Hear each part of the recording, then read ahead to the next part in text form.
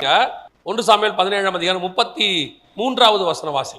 அப்பொழுது சவுல் தாவீதை நோக்கி, நீ இந்த பெலிஸ்தரோடு எதிர்த்து யுத்தம் பண்ண உன்னால் ஆகாது, நீ இளைஞன், தன் சிறு வயது முதல் யுத்த வீரன் என்றான். இது இரண்டாவது பிரச்சனை. என்ன தெரியுமா? முதல்ல உள்ளுக்குள்ள இருந்தே நம்மளை செய்ய விடாம தடுக்கிறதுக்கு ஒரு வேலை நடந்துச்சு. ரெண்டாவது ஒரு விஷயம் என்ன தெரியுமா? இப்போ ராஜா கூப்பிட்டு பேசுறாரு தாவீது கிட்ட. அவர் பேசுற விஷயம் என்னன்னா, இவங்கிட்ட இருக்கக்கூடிய மைனஸை பேசல, எதிரிகிட்ட இருக்கிற பிளஸ்ஸை பேசுறாரு. உன்னால முடியாது, அவன் பெரிய ஆளு. ஆவிக்குரிய வாழ்க்கையில சரி, உலக பிரகாரமாகவும் சரி, கர்த்தர் உங்களை கூட்டிட்டு வரும் பொழுது உங்களுக்குள்ள இருக்கக்கூடிய ரெண்டாவது பிரச்சனை, உங்களுக்கு எதிராக வரக்கூடிய ரெண்டாவது பிரச்சனை என்னன்னா, நீங்க வாலிபர்களா இருப்பீங்க. இப்போ உலக பிரகாரமாக நான் சொல்கிறேன், அப்புறமா ஸ்பிரிச்சுவலாகவும் சொல்கிறேன்.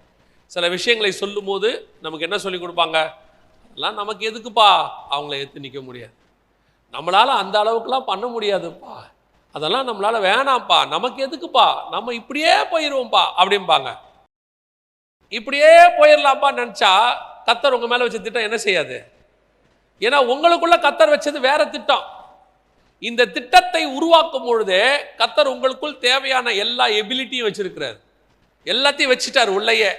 ஆனால் வெளியே யாருக்கும் தெரியாது. இப்போ என்ன சொல்றாங்க? உன்னால முடியாது, நடக்காது, வாய்ப்பில்லை, அவங்க பெரிய ஆளு, உலகம் அப்படி இருக்கு இப்படி இருக்கு, நம்மளால அதெல்லாம் எடுத்து ஒண்ணுமே செய்ய முடியாது ஆண்டவர் சொல்றார். இப்போ நான் ஸ்பிரிச்சுவாலிட்டியில் சொல்றேன். பலரை ஆண்டவர் ஊழியத்துக்காக அழைக்கிறார். அநேகருக்கு ஆண்டவர் ஸ்பிரிச்சுவலி பிளான் வச்சிருக்கிறார், ஸ்பிரிச்சுவலி மினிஸ்ட்ரி பிளான் வச்சிருக்கிறார். ஆனால் சொல்லும் போது என்ன சொல்லி கொடுப்பாங்க அப்படின்னு கேட்டிங்கன்னா, இந்த ஸ்பிரிச்சுவாலிட்டியில் இருக்கிற பாசிட்டிவை சொல்ல மாட்டாங்க. நீ ஊழியத்துக்கு போனா எப்படி சமாளிப்ப, நீ போனா எப்படி சர்வை பண்ணுவ, யார் உனக்கு என்ன கொடுப்பா பாரு, எவ்வளோ பேர் கஷ்டப்படுறாங்க அப்படிம்பாங்க. இதை கேட்கும் போதே நமக்கு முதல்ல என்னவாயிடும்? அவ்வளோதான், ஓ நம்மளால முடியாது போல அப்படிங்கிற முடிவுக்கு வந்துடுவோம். நான் யூகேல ஒர்க் பண்ணிட்டு இருந்தேன். ஒர்க் பண்ணிட்டு இருக்கும்போது ஆண்டவர் இந்த மினிஸ்ட்ரிக்கு என்னை கூப்பிட்டாரு. பிரைட்டனுங்கிற இடத்துல தான் வேலை செஞ்சுட்டு இருந்தேன். அப்போ ஆண்டவர் கூப்பிடும் போது நான் உங்களுக்காக நான் சொல்கிறேன், அதாவது உங்களுக்கு அது யூஸ்ஃபுல்லாக இருக்குன்றதுக்காக சொல்கிறேன்.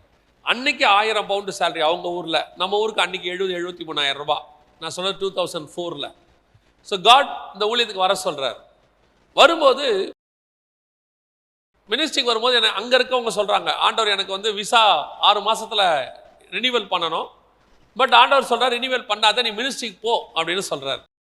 அப்போ நான் ரினிவல் பண்ணலாமா வேணாமான்னு டபுள் மைண்டட் ஓடிட்டு இருக்கு. ஒரு பக்கம் ஆண்டவர் சொல்கிறார் போன்னு சொல்லி, ஒரு பக்கம் ஃப்ரெண்ட்ஸ் அட்வைஸ் பண்ணுறாங்க போகாத.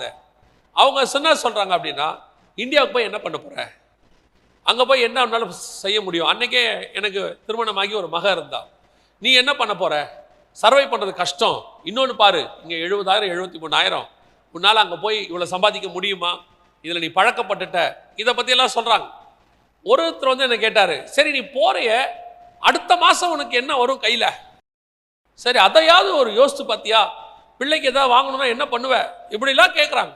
ஆனால் இந்த பக்கம் ஆண்டவர் சொல்லிக்கிட்டே இருக்காரு, போ, உன்னை அனுப்புகிறது நான் அல்லவா, நீ போ நான் பார்த்துக்கிறேன், நீ போ நான் பார்த்துக்கிறேன். ஆனால் இவர் சொல்றாரு, எதுவும் தெரிய மாட்டேங்குது. இவங்க பிராக்டிக்கலாக பேசுறாங்க. யோசித்து பாரு, அடுத்த மாதம் சாப்பாட்டுக்கு என்ன செய்வ, பிள்ளைக்கு என்ன ஃபீஸ் கட்டுவ, இவ்வளவு எடுத்து நிற்கிறாங்க. உன்னால முடியாது, வேணாம், சர்வை பண்ண முடியாது, இப்படி சொல்றாங்க. ஆனால் ஆண்டவர் ஸ்ட்ராங்காக சொல்றாரு, நீ போ, நான் உன் கூடவே இருப்பேன். நான் இந்த ஊழியத்துக்கு வந்து 20 வருஷம் ஆகுது.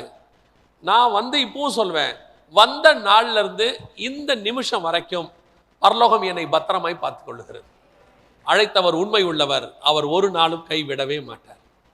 கர்த்தர் ஒரு காரியத்தை சொன்னார்னா உடனே எல்லாம் நம்மகிட்ட அப்படியே ஹைபிரிடா மாறிடாது. பார்க்கறதுக்கு எல்லாம் உலகத்துக்கு நெகட்டிவா இருக்கும். உலகம் சொல்லும் ஆகாது, நடக்காது, வாய்ப்பு இல்லை, சான்ஸே இல்லை, முடியாது அப்படின்னு சொல்லி. ஆனா ஆண்டவர் மட்டும் ஒன்னே ஒன்று சொல்றாரு, நீ போ நான் உன்னை பார்த்துக்கிறேன், நீ போ நான் உன்னை பார்த்துக்கிறேன்.